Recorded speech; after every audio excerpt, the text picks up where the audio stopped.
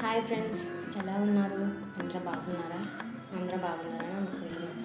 Last time వీడియోలో hair గురించి tip చెప్తానన్నాను కదా, ఆ టిప్ ఇప్పుడు మీతో షేర్ చేసుకోవాలనుకుంటున్నాను. దానికి కావాల్సిన ఇంగ్రీడియంట్స్ చూపిస్తాను.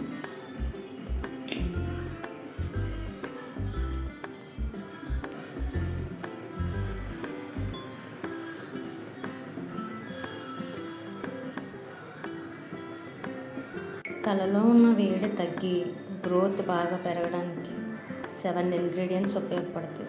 దాంట్లో ఫస్ట్ ఉండేది ఆనియన్, నెక్స్ట్ రైస్ వాటర్, నానబెట్టిన రైస్ వాటర్, బ్లాక్ సీడ్స్, నల్ల నువ్వులు, కలబంద, వెల్లుల్లి తొక్కు, టీ పొడి, చాయ్ పట్టే, ఆయిల్. ఈ 7 ఇంగ్రీడియంట్స్ వల్ల హెయిర్లో వేడి తగ్గి తలకి చాలా చల్లదనం పెరిగి హెయిర్ గ్రోత్ పెరిగి జుట్టు ఊడడం ఆగుతుంది. దానివల్ల మీ హెయిర్ చాలా సిల్కీగా పొడవుగా పెరగడానికి చాలా సహాయపడుతుంది. హెయిర్ ఊడకుండా గ్రోత్ పెరగడానికి నేను ఆల్మండ్ ఆయిల్ యూజ్ చేస్తున్నాను. మీరు మీ ఇంట్లో ఏ ఆయిల్ ఉంటే ఆ ఆయిల్ యూజ్ చేసుకోండి, నో ప్రాబ్లం. ఈ 7 ఇంగ్రీడియంట్స్ మిక్సీ పట్టి చూపిస్తాం. మిక్సీ పట్టిన తర్వాత ఇంగ్రీడియంట్స్ ఇలా ఉంటుంది థిక్గా. దీనిలో మీరు కొంచెం థిక్గా ఉంది, బాగా గట్టిగా ఉందనుకుంటే దీంట్లో మీరు ఆయిల్ యూజ్ చేసుకోవచ్చు. లేదంటే మీకు తలలో చాలా వేడిగా అనిపిస్తే పెరుగు కానీ యూజ్ చేసుకోవచ్చు.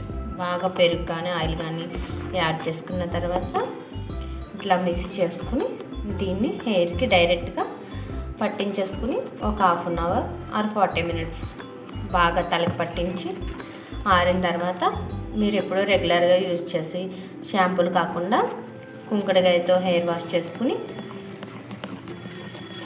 చేసుకుంటే రిజల్ట్ మీ కళ్ళతో మీరే చూడొచ్చు. ఓకేనా? ఇలా నేను చూపిస్తున్నాను కదా, ఇలా చేతులు కొంచెం కొంచెంగా తీసుకుని హెయిర్కి ఇట్లా అప్లై చేసుకుని బాగా తలంతా పట్టేలాగా పాయలుగా తీసుకుని బాగా హెయిర్కి అప్లై చేసుకోవాలి.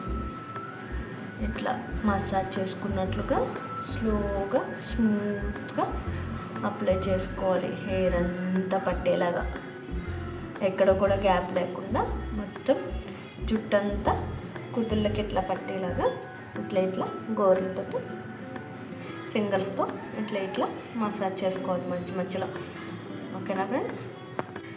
ఇలా తలకు పట్టించిన తర్వాత బాగా తలని ఇట్లా అనుకుని తర్వాత తలని ఇట్లా ఫోల్డింగ్ చేసేసి హెయిర్ని అట్లనే ఒక 30 మినిట్స్ ఆర్ 40 మినిట్స్ వదిలేయండి. తర్వాత మీకు నచ్చిన షాంపూతో కానీ కుంకుడుకాయతో కానీ తల వాష్ చేసుకోండి.